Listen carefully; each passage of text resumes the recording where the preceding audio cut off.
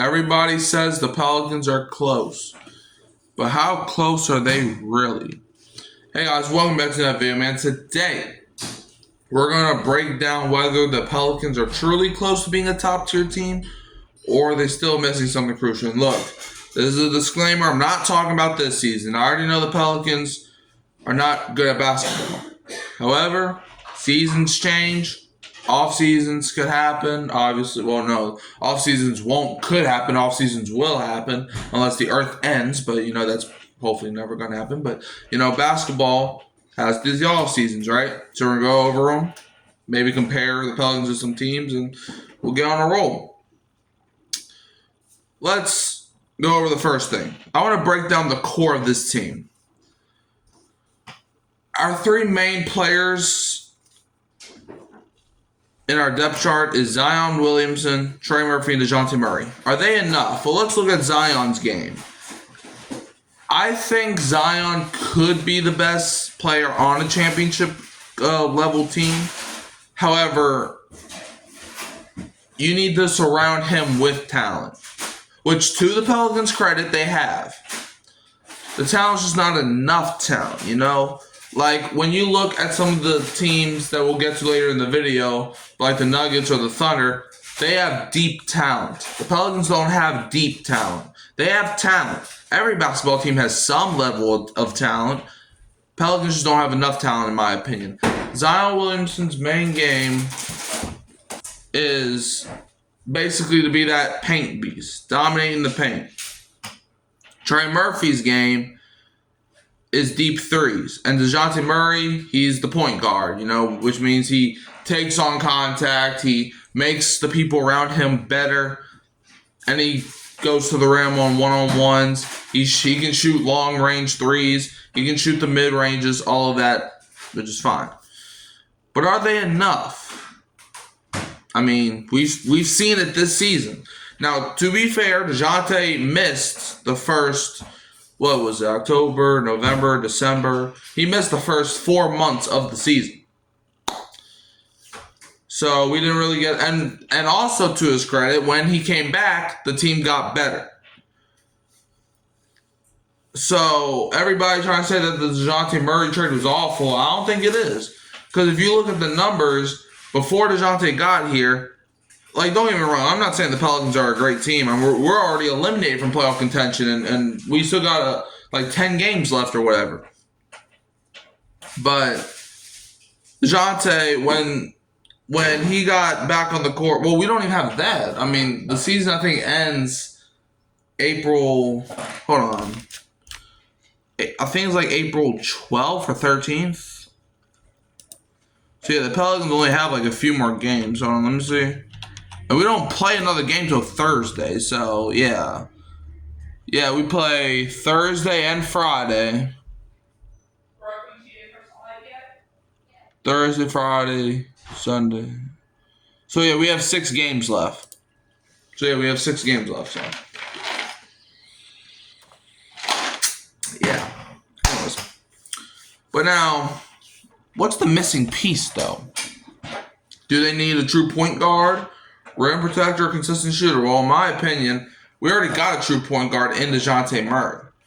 Now, he's not a traditional point guard, but in my opinion, a true point guard is a guy that can make guys better and can make himself better. And DeJounte can do both of those things.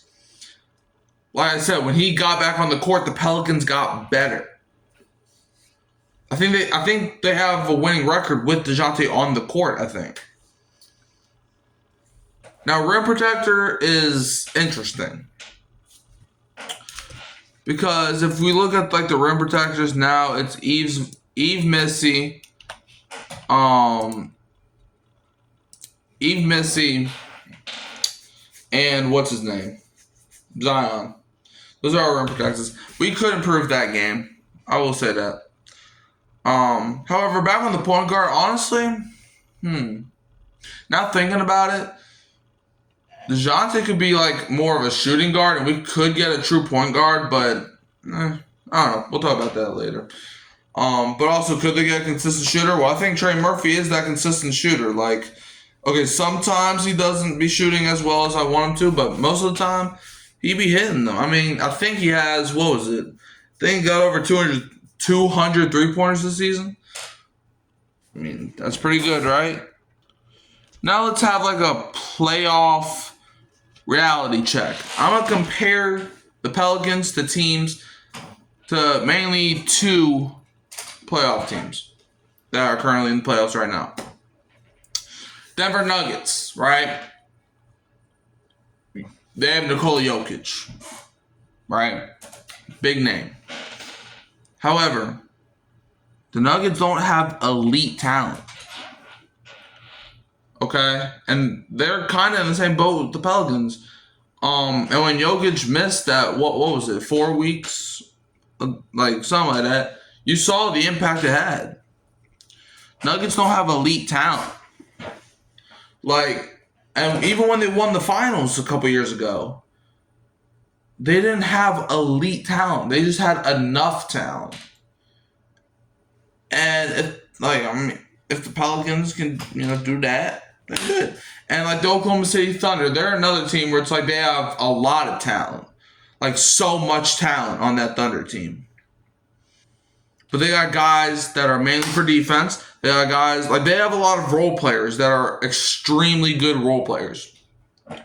Like people think being a role player is bad. It's not. Being a role player is actually almost as good as being a superstar. Because like when you're a superstar, you might be ganging your own way, trying to score all these points and stuff. But when you're a role player, your main position, like your main subject, hit threes, get steals, get assists, stuff like that. So if the Pelicans can be like a Denver Nuggets or Oklahoma City Thunder, I mean, hey, sky's the limit. Now let's get into some trade targets. I got 3 players that I won't be mad if the Pelicans call the phone of that team. First guy, Sam Hauser of the Boston Celtics. Hauser fits the archetype of a volcanic shooter that the Pelicans are projected to need to maximize their offense, particularly if they continue to build around Zion Williamson and Derek Queen. But why him? Well, he's an elite catch and shoot. He has elite catch and shoot capability at the forward position. And let's talk about his fit. He provides necessary floor spacing, allowing Zion and other slashers more room to operate. And second guy I have on this list, Bruce Brown of the Toronto Raptors, who used to play for the Pelicans. He was playing with us actually last year when he was in the whatever. Bruce Brown. Doesn't he play for the Nuggets? I don't know. Guys, for whatever reason says Raptors, but yeah, I think it's because I don't freaking know. If I say the wrong team, sue me for all I care. But yeah, Bruce Brown. He's mentioned as a perfect glue piece for the team. Brown is a versatile player who can defend multiple positions, handle the ball, and provide opportunistic scoring. But why him? He has high-level basketball IQ and championship experience. Now let's talk about the fit. Elevates the team's defensive intensity and offers offensive flexibility as a playmaker/cutter. And third guy is Corey Kispert. As an efficient shooter and consistent cutter, Kispert is identified as a valuable addition to maintain offensive spacing. Why him? Well, he's a reliable wing shooter and solid defensive presence. Let's talk about the fit. He fits the need for high IQ players who do not need the ball constantly to be effective. So yeah. And now my final verdict. Contender now or one move away? Drum roll, please.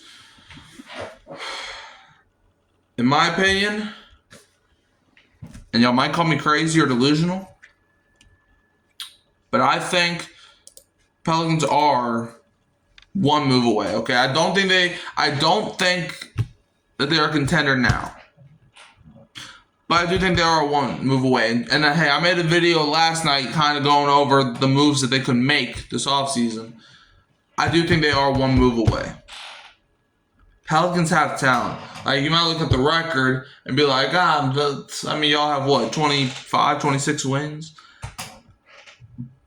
But this is a team that they can shut down anybody's best player, but they could also not shut down the opponent's best player. It's all about the mind game with these guys. But yeah, so that's how so yeah, thanks for watching. Don't forget to like, subscribe, share, turn the bell on so you don't miss another upload. You can always find me at Hurricane Mike, Kyle Phelps, and Keeping It Real, Who That Sports Podcast. And I'm leaving as always with the Go Pals, and don't be a Buns fan.